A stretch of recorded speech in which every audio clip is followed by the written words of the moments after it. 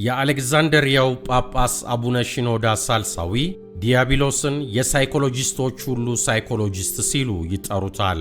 አስመሳይነት ልዩ መለያው ነው ይሉናል። ሲለጥቅም ዲያብሎስ በሂፖክሪሲ የበለጸገ መሆኑን ያሰምሩበታል። ሲሰልስም ዲያብሎስ በመንፈሳዊ ነገሮች ውስጥ ገብቶ መልካም ነገሮችን ላድርግ፣ ችሮታዎችን ልስጥ፣ የእርዳታ እጄን ልዘርጋ ብሎ የበግ ለምድን ለብሶ ወደ መቅደሳችን እንደሚገባ ይነግሩናል። እናም ወንድሞችና እህቶች ሰይጣን እንዲህ ባለ መልኩ የሚመላለስ ከሆነ ምን ማምለጫ ይኖረናል? እውን ከዲያብሎስ ጦርነቶች በድል ለመውጣት መንፈሳዊ መፍትሄዎች ይኖሩ ይሆን? የዛሬው መሰናዷችን አጥጋቢ መልስ አለውና አብራችሁን ቆዩ። ለመሆኑ ሰይጣን እንዴት ባለ መልክ ነው የሚመላለሰው? ውበትና ልስላሴ መለያው ነው። ዲያብሎስ ከነቀንዶቹ ከነክፋት መልኩ ቢገለጥ ማንም እንደማይቀርበው ስለሚያውቅ መጎናጸፊያውን ለብሶ ነው ፊታችን የሚቀርበው። የዋ ፊቱን ይዞ ማርማር በሚል ምላሱ አለስልሶ ነው የሚቀርበን። አቡነ ሽኖዳ ዲያብሎስን የሳይኮሎጂስቶች ሁሉ ሳይኮሎጂስት ሲሉ ይጠሩታል። ዲያብሎስ ስነ ልቦናችንን አሳምሮ ያውቃል። ለጆሮአችን እምንወደውን ያውቃል። ያንን እየተናገረ ነው የሚቀርበን። ቀልባችንን የሚገዛው ፍርሃታችንን ያውቃል። የጎደለንን ያውቃል። ያንን እሞላላችኋለሁ ብሎ ነው እጁን ወደ ከበረው መቅደሳችን የሚዘረጋው። የፈጣሪ ቃል የሚነግረን ዲያብሎስ የጥበብ መልክ ባለው ያማረ ጌጥ የተለበጠ ስውር ኃጢአት ይዘራባችኋል። አስመሳይነት ልዩ መለያው ነው። የበግ ለምድ ለብሰው ወደ እናንተ ከሚመጡ ከሐሰተኞች ነቢያት ተጠንቀቁ። በውስጣቸው ግን ነጣቂዎች ተኩላዎች ናቸው። ከፍሬያቸው ታውቋቸዋላችሁ። ከእሾህ ወይን ከአሜኬላስ በለስ ይለቀማልን? እንዲሁም መልካም ዛፍ መልካም ፍሬን ያፈራል፣ ክፉ ዛፍም ክፉ ፍሬን ያፈራል። ማቴዎስ ምዕራፍ 7 ቁጥር 15። አለዛቢና ማራኪ ስሞችን የመስጠት ጸጋ አለው።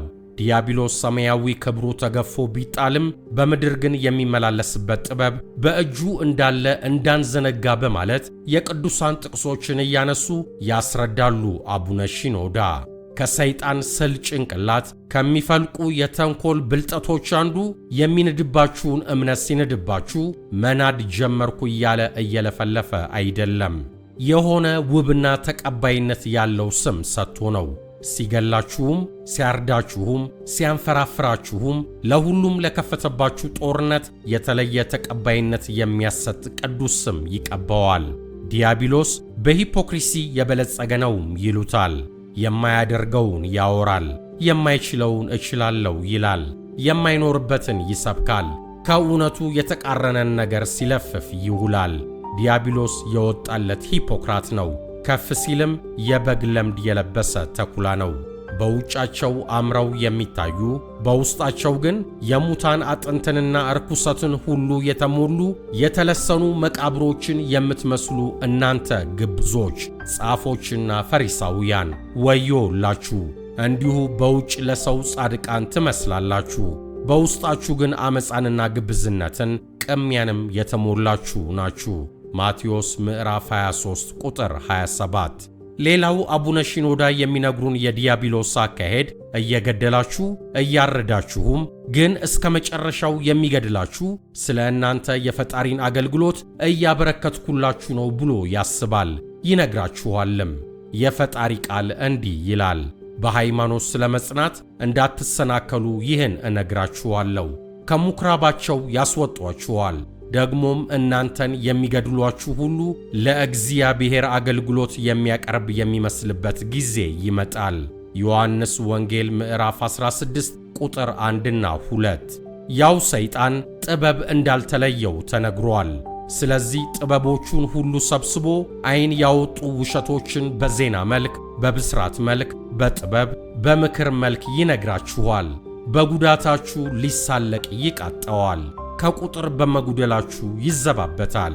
ሌላው የዲያብሎስ አካሄድ ከፈጣሪ እምነት ያፈነገጡ አስተምህሮችን፣ ትንቢቶችን፣ ሟርቶችን፣ ሕልሞችን፣ መገለጦችን ወዘተ በመንፈሳዊ ተቋማችንና አስተምህሮታችን በምናነባቸው መንፈሳዊያን አካሎች ላይ ሁሉ ማስነሳቱ ነው ሳያቋርጥ። ዲያብሎስ እኛን ለሚጻረሩ አስተምህሮች ሁሉ የተለየ ቅድስና፣ ለሰዎቹም የተለየ ብፅዕና ይሰጣቸዋል። ደጋግመው በአደባባይ ይደነቃሉ። የእርኩሰት ሥራዎችም ጥበብና ባህል የሚል ደስ የሚል ጭምብል ይጠልቅላቸዋል። ይህም በቅዱስ መጽሐፉ ቃል እያዋዙ የሚነግሩን አቡነ ሺኖዳ ናቸው። ከዲያብሎስ ውጊያ አይነተኛ መገለጫዎች አንዱ ከላይ እንዳልነው ከመንፈስ ውጪ የሆኑ አሳማኝ ሰበካዎችን በማንሸራሸር በወንድሞች መካከል አብዮትን ይቀሰቅሳል፣ አመፃን ያነሳሳል፣ መከፋፈልን ይፈለፍላል፣ ማፈናቀልን ያበረታታል፣ መግደልን በሚያምሩ ስሞች በመጥራት ያበዛል። ሰዎችም የዲያብሎስን ሥራዎች ደጋግመው ለመፈጸም የሞራል ስንቅ ያገኛሉ፣ ይፈጽሟቸዋልም። ዳዊት በመዝሙሩ ወደ አምላኩ እንደጮኸው እኛም ወደ ፈጣሪያችን እስክንጮህ ድረስ ዲያብሎስ በጭፍሮቹ ከቦ መከራን እንደሚያወርድብን ይናገራሉ። አቤቱ የሚያስጨንቁኝ ምንኛ በዙ!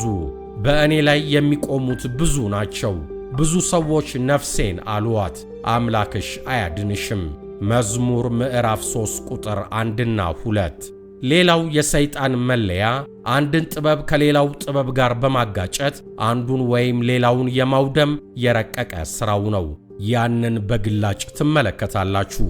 ዲያብሎስ በውጊያው ብዛት በምግባራቸው የሰከኑ፣ በአርምሞ የተሞሉ፣ ከምላሳቸው የተቆጠቡ፣ ጽሞናን የተላበሱ፣ ለፈጣሪ የቀረቡ፣ ሰላም የተሞሉ ሰዎችን ሁሉ ገፍቶ ወደ ግብረ አመፃ፣ ኃይለኝነት፣ ቁጣና ውጊያ ያስገባቸዋል።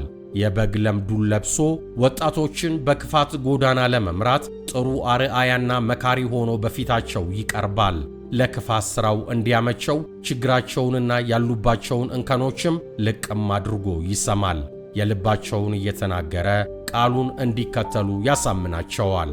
በክፉ ሥራቸውና ሐሳባቸው የሚጸጸቱትን፣ ልባቸውን ወደ ፈጣሪ የሚመልሱትን፣ ሰላም የሚሹትን፣ ንስሐ የሚገቡትን ምዕመናኖችና አገልጋዮች በሥጋና በነፍሳቸው ያስጨንቃቸዋል፣ ያዋክባቸዋል፣ አንገታቸውን ያስደፋል፣ መከራን ያበዛባቸዋል፣ ተአማኒነታቸው ጥርጣሬ ውስጥ እንዲወድቅ ያደርጋል።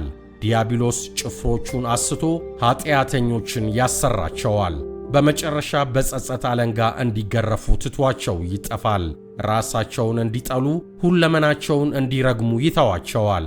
ይሁዳን ኀጢአትን ካሰራው በኋላ ለምሬት፣ ለጸጸትና ለተስፋ መቁረጥ እንደተወው። ከዲያብሎስ ጦርነቶች ድል ለመውጣት መንፈሳዊ መፍትሄዎች በጥቂቱ። ዲያብሎስ ሲያካልባችሁ እርጋታን ተጎናጸፉ፣ አስተውላችሁ ተራመዱ። በዝግታ ቆመ፣ በጊዜውም ያለ ጊዜውም ቃሉን ስበክ፣ ገስጽ፣ ዝለፍ፣ ፈጽመ አጽናና። ሕይወት የሚገኝበትን ትምህርት የማይታገሱበት ጊዜ ይመጣልና። አንተ ግን ንቃ፣ በሁሉም ብልህ ሁን፣ መከራን ተቀበል፣ የወንጌልን ሥራ ሥራ፣ መልእክትህንም ፈጽም። ዲያብሎስ ዲሲፕሊን አይወድም፣ ለፈጣሪ መገዛታችሁን ይጠላል፣ ሥርዓተ አምልኳችሁን ይረብሸዋል፣ ለፈጣሪ ስትሰግዱ ይደነግጣል። ስለሆነም በነጻነት ስም በፈጣሪና በምትከተሉት የአምልኮ ሥርዓት ላይ እንድታምፁ ያባብላችኋል፣ ለአደገኛ ድርጊቶች ያነሳሳችኋል። አትስሙት። በሰይጣን ስብከቶች አትሳቱ። ብትስቱም እንድትመለሱ፣ ብትወድቁ እንደምትነሱ እመኑ። በፍጹም ተስፋ አትቁረጡ። ወደ ተሻለው እንጂ ወደ ባሰው አትግቡ። ለጥቅም አትገዙ። በሆዳችሁ አትደለሉ። ለምግብና ለልብስ መጨነቅ አይገባም። ዲያብሎስ ትክክለኛውን ሥጋዊ ፍላጎታችሁ የሚንርበትን ቅስበት ያውቃል።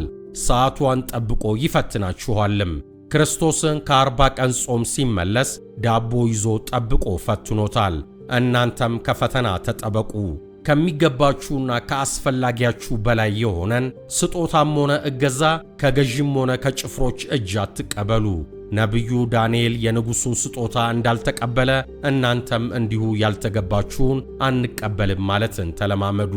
ዲያብሎስ ስልቱን እንደሚቀያየር ዕቅዶቹንም ደጋግሞ እንደሚከልስ እወቁና ተጠበቁ። መምጫዎቹ ብዙ መሆናቸውም እወቁ። ሁልጊዜም ተቆጠቡ፣ ተጠንቀቁት። በዲያብሎስ ጭፍሮቹ ቅንጦትና ቅቡልነት አትቅኑ። እንደ እነርሱ ባለመሆናችሁም ፈጣሪን አመስግኑ። በኃጢአተኞች ከመወሰድ ተጠበቁ። ከግብዝነትና ከአጉል ኩራት ራቁ። በፈጣሪ ፊት የምትቆጥቡት ክብር አይኑር። በፈጣሪ ፊት ራሳቸውን ከፍ ከፍ የሚያደርጉ ይዋረዳሉና ትከብሩ ዘንድ ራሳችሁን ስለ ፈጣሪ አዋርዱ። ሉቃስ ምዕራፍ 18 ቁጥር 11። በመጨረሻም የምንዋጋው በራሳችን ፍቃድና በራሳችን ኃይል እንዳይደለ እወቅ። የሰማዩ ኃያል ፈጣሪ አብሮን አለ። በፈጣሪ እመን፣ አትፍራ፣ አትረበሽ። አቡነ ሺኖዳ ሳልሳዊ ደጋግመው የሚያነሷት ጥቅስ አለቻቸው። ዳዊት ጎልያድን ሊገናኝ በወጣ ሰዓት የተናገራትን ቃል፣ ያቺን ቃል ሁልጊዜም አስቧት ይሉናል። ሰልፋችን ለእግዚአብሔር ነው። አንደኛ ሳሙኤል ምዕራፍ 17 ቁጥር 47። አዎ ሰልፋችን ለእግዚአብሔር ነው። ጦርነታችን እግዚአብሔርን ይዘን ነው። ውጊያችን በእርሱ ለእርሱ ነው። የኃያላን ሁሉ ኃያል አሳልፎ አይሰጠንም። ፈጣሪ ኢትዮጵያችንን ይባርክ። የአሌክዛንድሪያው ኦርቶዶክስ ጳጳስ አቡነ ሺኖዳ ሳልሳዊ ጽፈውት አሳፍ ኃይሉ እንደተረጎመው። በቸር ያሰንብተን።